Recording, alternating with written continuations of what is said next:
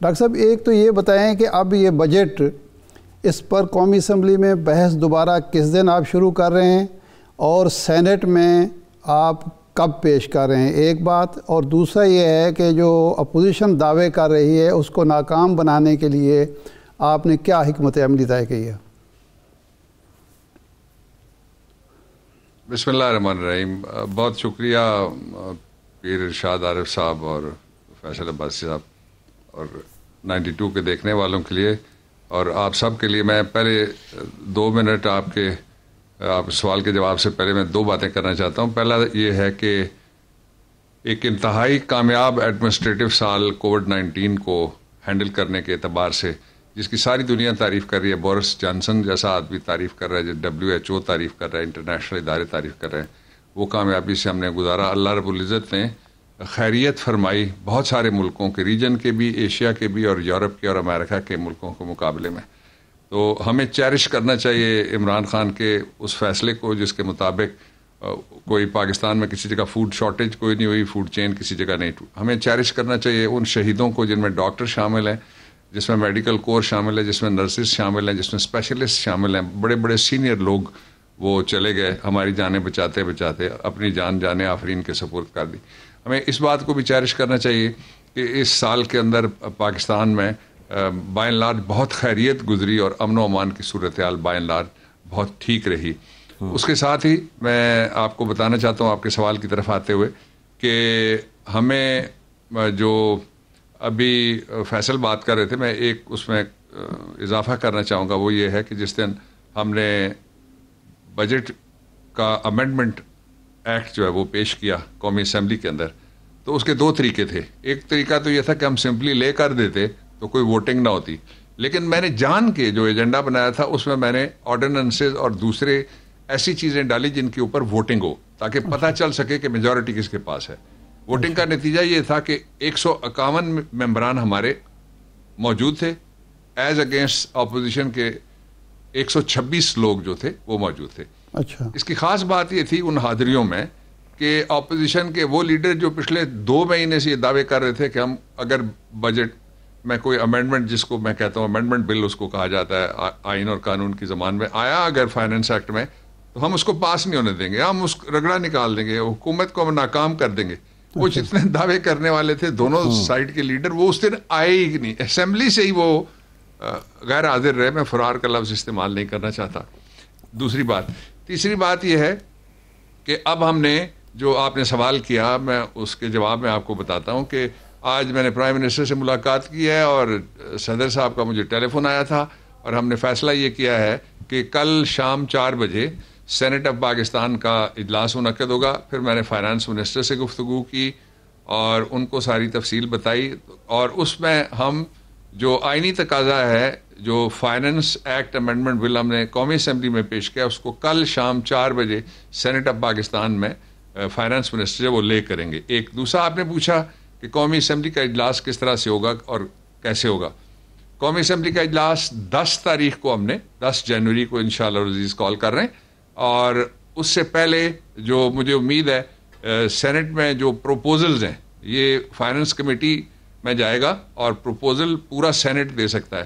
میں ان 2 اعلانات کے بعد یہ آفر کرنا چاہتا ہوں اپوزیشن کو کہ وہ سینٹ میں چونکہ پروپوزلز آنی ہے، آئین میں لکھا ہوا ہے ودن 14 ڈیز، 2-4 دن کی چھوٹا چونکہ بل ہے تو اس لیے آ جائیں گی، اس میں امید کرتا ہوں میں.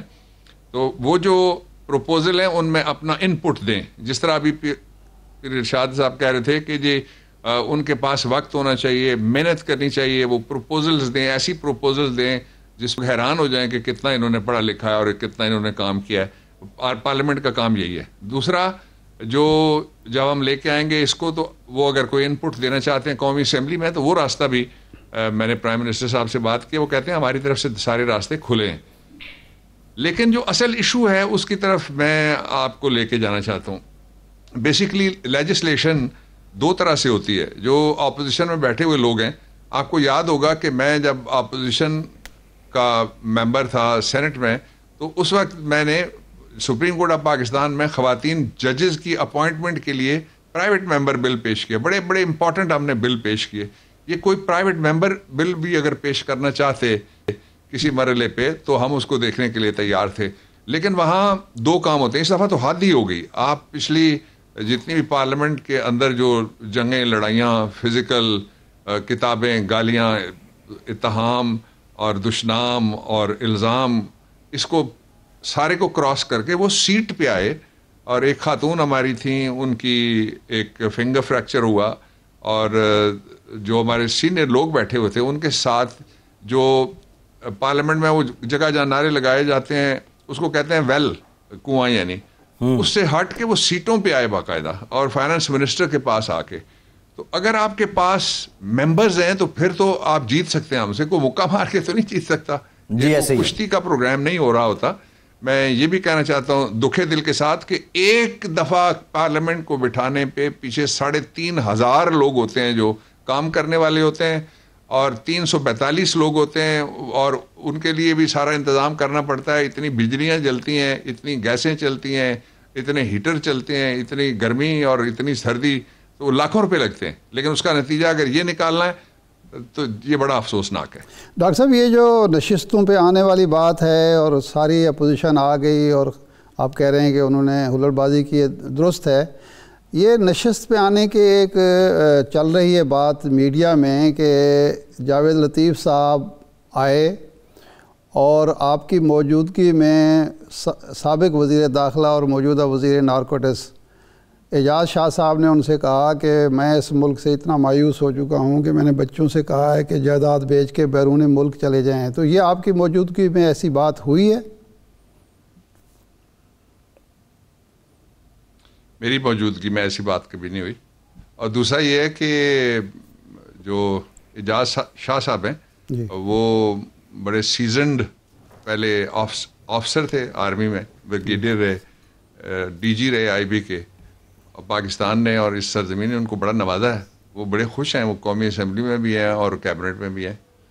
میرے سامنے کبھی ایسی کوئی بات نہیں.